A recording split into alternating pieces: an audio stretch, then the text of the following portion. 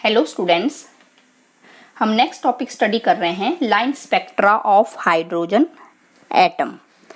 तो स्टूडेंट्स, यहाँ पर हमने line spectra of hydrogen atom को स्टडी करने से पहले हमने एक वैल्यू को हमने फाइंड आउट करना है, जो वेवलेंथ की जो वैल्यू रहेगी, फ्रीक्वेंसी की जो वैल्यू रहेगी in case of line spectra of hydrogen atom.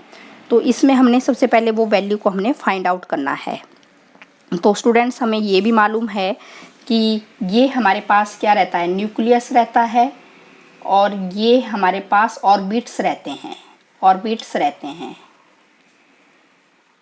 जैसे हम ये ले रहे हैं different types of orbit, and electron are revolving around the nucleus.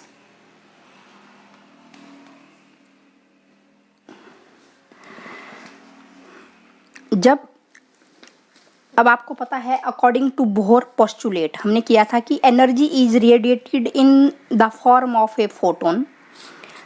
Energy photon की फॉर्म में रेडिएट हो रही है जब hydrogen atom higher energy state से लोअर एनर्जी स्टेट की तरफ क्या करता है, जंप मारता है। जब hydrogen atom higher energy state से लोअर एनर्जी स्टेट की तरफ जंप मारता है तो उस केस में जो एनर्जी होती है वो फोटोन की फॉर्म में रेडिएट होती है। ठीक है, तो energy is emitted in terms of photon.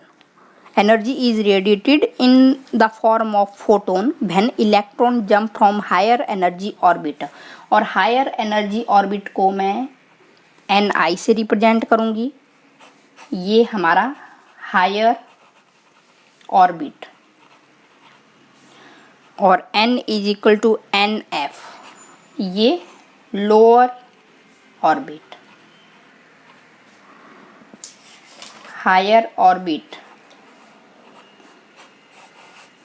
Ni ले रहे हैं और लोअर ऑर्बिट के लिए NF हम ले रहे हैं। तो जो एनर्जी होगी वो फोटोन की फॉर्म में रेडिएट होगी। फोटोन मीन लाइट, लाइट की फॉर्म में क्या हो रही है, वो एमिट हो रही है।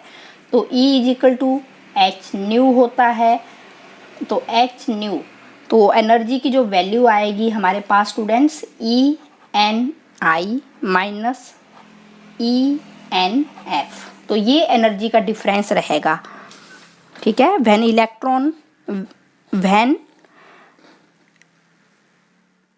Electron in hydrogen atom jump from higher energy orbit to lower energy orbit. तो ये E is equal to h nu, और एनर्जी की value in higher orbit minus energy की वैल्यू इन लोअर ऑर्बिट। और we know that हमने energy की value हमने find out किया हुआ है, माइनस 2 पाई square k square me4 upon n square h square. तो ये वैल्यू हमने निकाला हुआ है। तो h न्यू, तो यहाँ पर मैं वैल्यू अब मैं पुट कर रही हूँ। ये हमारे पास हायर ऑर्बिट के लिए मैं वैल्यू यहाँ पर पुट कर रही हूँ, माइनस 2 पाई square k square me4 upon ni square h square, minus यहाँ पर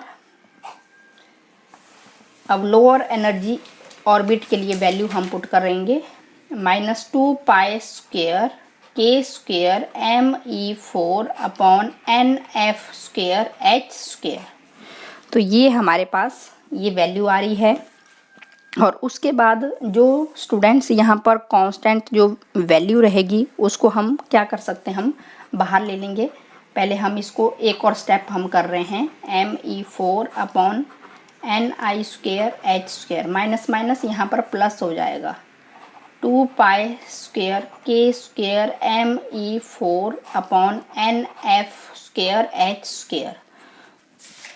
अब स्टूडेंट जो कॉमन जो वैल्यू है उसको हम बाहर ले रहे हैं, 2 पाई square k square me4 upon h square, 1 upon ni square plus 1 upon NF square.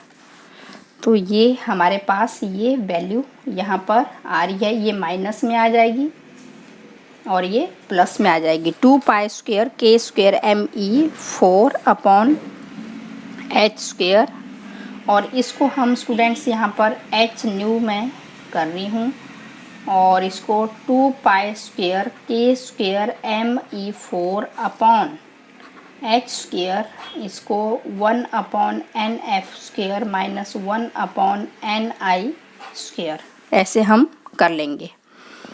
और फ्रीक्वेंसी की वैल्यू यहाँ से आ जाएगी, प्लैंक्स कांस्टेंट को हम यहाँ ले जाएंगे 2 पाई स्क्वायर के स्क्वायर एम ई 4, डिनोमिनेटर में हम ले जाएंगे एच क्यूब, इधर मल्टीप्लाई हो जाएगा 1 upon N F square minus 1 upon N I square. और उसके बाद स्टूडेंट्स हमने क्या निकालना है स्टूडेंट्स, अब हमें पता है we know that C is equal to nu lambda और nu is equal to C upon lambda.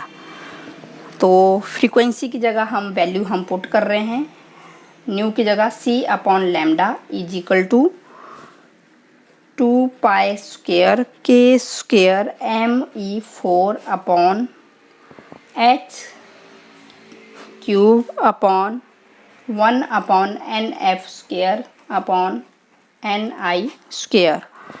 और यहाँ पर 1 upon lambda is equal to आपके पास जो वैल्यू आ रही है अब हमारे पास 2 पाई स्क्वायर के square M E 4 upon C H cube 1 upon N F square minus N I square. और उसके बाद स्टूडेंट्स ये वैल्यू आने के बाद हमारे पास इसको हम पुट करेंगे 2 पाई स्क्वायर के square M E 4 upon C H cube is equal to, ये हमारे पास किसकी वैल्यू है, आर की वैल्यू है, रिडबर्ग कांस्टेंट। और इसी कोई जो मैथमेटिकली जो वैल्यू आती है 1.097 इंटू 10⁻⁷ पर मीटर इनवर्स, ये क्या है, रिडबर्ग कांस्टेंट।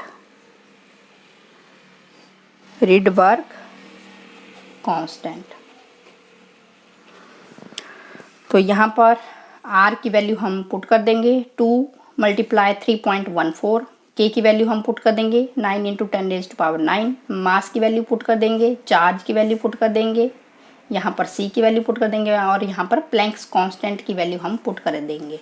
तो जब हम ये सारी वैल्यूज हम पुट करेंगे तो हमारे पास ये वैल्यू हमारे पास आ जाएगी। तो यहाँ पर 1 upon lambda is equal to ये R 1 upon N F square minus 1 upon N I square, ये वैल्यू हमारे पास आ रही है। तो ये वेवलेंथ की वैल्यू आ रही है और इसको आपको पता है 1 upon lambda is equal to आप वेव नंबर से इसको आप रिप्रेजेंट करते हैं, reciprocal of wavelength is wave number of waves in unit distance. तो इसको वेवलेंथ की जगह हम वेव नंबर से हम रिप्रेजेंट करेंगे R 1 upon N F square minus 1 upon N I square. तो ये वेव नंबर की वैल्यू आ रही है, क्योंकि अब हमने स्पेक्ट्रल हाइड्रोजन स्पेक्ट्रम को समझने के लिए हमें इस वैल्यू की हमें ज़रूरत पड़ने वाली है, तभी हमने इसको हमने डिराइव किया। जब हमने हाइड्रोजन स्पेक्ट्रम को हमने स्टडी करना है तब हमें ये वैल्यू हमें मालूम होना चाहिए। तो स्टूडेंट्स बिल्कुल ईजी है line spectra of hydrogen atom कि जब भी इलेक्ट्रॉन हायर एनर्जी ऑर्बिट से लोअर एनर्जी ऑर्बिट में क्या करेगा, जंप मारेगा, तो वो एक फोटोन की टर्म में एनर्जी को क्या करेगा, रिलीज करेगा। ठीक है, तो फोटोन की टर्म में वो एनर्जी को क्या करेगा, रिलीज करेगा। तो जो एनर्जी ऑफ एमिटेड जो फोटोन होगी उसकी वैल्यू हम निकाल देंगे, E is equal to h nu, और h nu is equal to जो एनर्जी का जो डिफरेंस आएगा, ठीक है, higher energy orbit minus lower energy orbit, और एनर्जी की वैल्यू हमने पीछे हमने निकाली हुई है, उस वैल्यू को हम पुट कर देंगे। एन की जगह हमने बस चेंज करना है कि ये हायर ऑर्बिट है और ये लोअर ऑर्बिट है। एन आई हमने हायर ऑर्बिट के लिए लिया है और एन एफ हमने लोअर ऑर्बिट के लिए लिया है। और तो जो वैल्यूज़ कांस्टेंट है उसको हम बाहर ले लेंगे, कॉमन है दोनों के केस में उसको बाहर ले लेंगे और अंदर हमने लिख देना है इसको। बिल्कुल इजी टॉपिक है। और यहाँ पर वैल्यू पुट करेंगे तो ये रिडबर्ग कांस्टेंट की वैल्यू आ जाएगी और ये हमारे पास यहाँ से वेव नंबर की वैल्यू आ जाएगी।